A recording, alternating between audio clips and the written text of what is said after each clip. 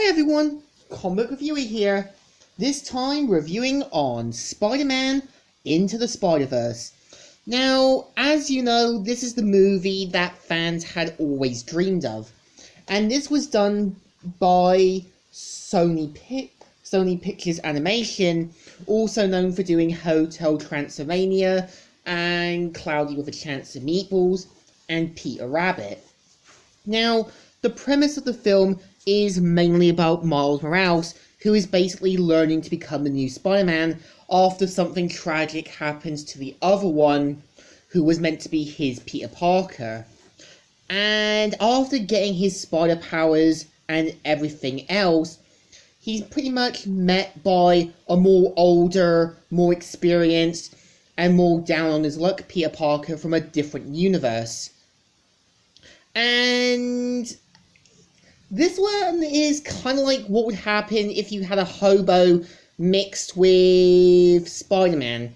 He does sound a bit like Jonah Hill, even though he doesn't, and he kind of tries to help Miles any way he can.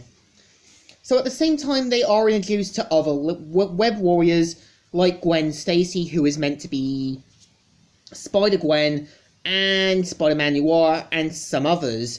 And at the same time, have to stop Kingpin from basically tampering with the multiverse. And at the same time, having Miles brought into this world and trying to learn to become Spider-Man. Now, I do admit the movie isn't too bad, as it kind of has some story arc stories, like Peter from our universe basically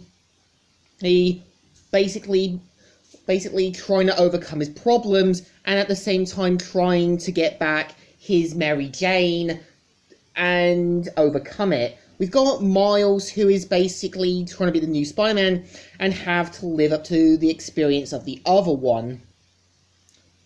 Now, there were moments I kind of expected them to have done stuff, like MJ being involved and trying to help Miles and that. I was kind of also expecting, like, Peter to basically make references and that to his universe and such. But it's still not a bad film. What's interesting is that in Miles' universe, Peter Parker's hair color is blonde. So this does imply that the Clone Saga took place. This could either mean that this Peter Parker is meant to be the clone, or either hinted that the Clone Saga has taken place.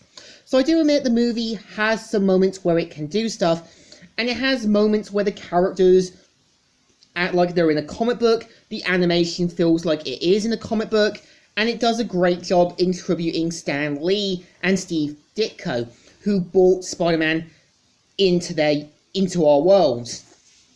So keep in mind the story is meant to follow the death of Spider-Man, the Edge of Spider-Verse, and the Ultimate Comic Spider-Man. They still do a good job. And I feel this is definitely a film for Spider-Man fans.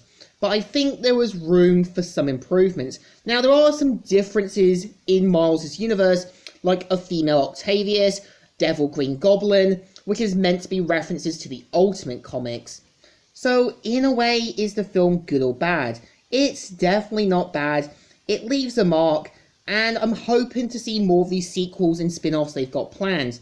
So in general, a thumbs up. Still good, and still alright. So, Comic Reviewer here, signing out.